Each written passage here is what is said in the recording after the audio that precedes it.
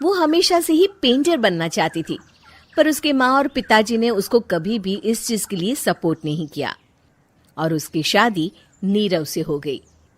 नीरव रजनी को बहुत प्यार करता था, पर रजनी हमेशा चुपचाप ही रहती। वो इस शादी से खुश नहीं थी। वो ये शादी नहीं करना चाहती थी। उसे तो हमेशा से पेंटर जो बनना था। अपने इस सपने को वो नहीं पूरा कर पाई, इसलिए वो हमेशा उदास रहती थी। रजनी, बहुत ही बढ़िया फिल्म लगी है, कल देखने चले? नहीं जी, कल मुझे बहुत काम है, मैं नहीं जा पाऊंगी। अच्छा तो कोई बात नहीं, संडे को चलते हैं। देखिए, मुझे फिल्म देखना पसंद नहीं है, आपको जाना है तो चले जाइए। नीरव को मना करके रजनी वहां से चली जाती है और अपने बैग को खोलकर उसमें बंद पड़े ब्रश और कलर्स को देखकर रोने लगती है। रजनी, चलो ना कहीं बाहर खाने चलते हैं, कुछ तुम्हारी पसंद का। जी मुझे नहीं जाना, मेरी तबीयत ठीक नहीं है।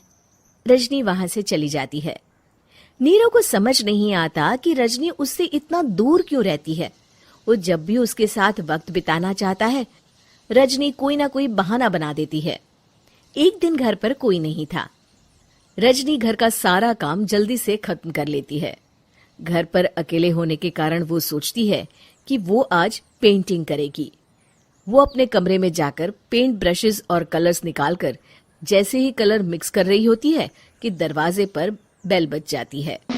अब कौन आ गया इस वक्त? इतनी मुश्किल से तो मुझे पेंट करने का मौका मिला है। रजनी दरवाजा खोलती है तो उसकी सास अपनी सहेलियों के साथ खड़ी होती है और सब घर के अंदर आ जाते हैं। अरे बहू, सबको शरबत बनाकर पिला दे, बाहर तो बड़ी गर्मी है। उफ। जी। रजनी पेंट ना कर पाने से उदास हो जाती है। उसे गुस्सा भी आ रहा होता है कि उसने इस शादी के लिए हाँ क्यों कह दी। वो रसोई में जा रही होती है कि उसकी सास उसे रोकती है। बहू, सबके खाने का भी इंतजाम कर लेना, आज का लंच तो ये सब यहीं करेगी। हाँ। रजनी बिना कुछ कहे रसोई में चली जाती है। सबके लिए खाना बनाती है। सब खाना खाते हैं और रजनी घड़ी देखती है कि ये सब कब जाएंगे ताकि वो अपनी पेंटिंग कर सके। जब शाम होती है तब सब चले जाते हैं अपने घर। अरे बहू, सब तेरे खाने की तो बहुत तारीफ कर रहे थे, सबको बहुत अच्छा लगा खाना। आपको मुझे सुबह बताना चाहिए था ना कि आपकी सहेलियां आ रही हैं। पता भी है कितना वक्त लगा सारा खाना बनाने में। अरे बहू, तू ऐसे कैसे बात कर रही है मुझसे?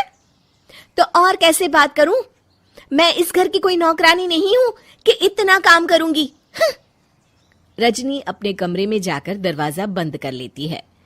शाम को जब नीरव आता है तो उसकी माँ उसे पूरी घटना के बारे में बताती है।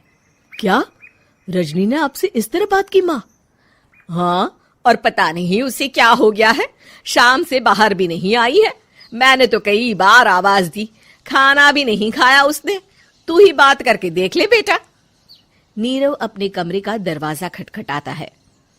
रजनी, दरवाजा खोलो, मैं हूं। रजनी दरवाजा खोलती है और फिर वापस जाकर अपने बिस्तर पर लेट जाती है। रजनी, माँ से बात करने का ये क्या तरीका है? मैंने कोई गलत बात नहीं की है। अरे तुम क्यों ऐसे बर्ताव कर रही हो सबके साथ? क्या तुम इस शादी से खुश नहीं हो? रजनी कुछ नहीं बोलती। अरे बताओ मुझे रजनी, क्या ये शादी तुम्हारी मर्जी के खिलाफ हुई है? हाँ, मैं ये शादी कभी नहीं करना चाहती थी। तुमसे क्या, मैं किसी से भी शादी नहीं करना चाहती थी। रजनी रोने लगती है। चुप हो जाओ रजनी, बताओ मुझे, तुम क्यों नहीं करना चाहती थी शादी? रजनी बेड के नीचे से अपने पेंटिंग्स, कलर्स, ब्रश, पेपर्स निकालती है। इतने में उसकी सास भी कमरे में आ जाती है। ये देख रहे हो, ये थे मेरे सपने। मैं पेंटर बनना चाहती थी, पर माँ पापा ने कभी सपोर्ट नहीं किया और मेरी शादी करवा दी। मेरे सारे सपने टूट गए। हर वक्त बस गुस्सा आता रहता है मुझे। मैं जानती हूँ कि आप लोगों की इसमें कोई गलती नहीं है, पर मैं क्या करूँ, मुझे समझ में नहीं आता।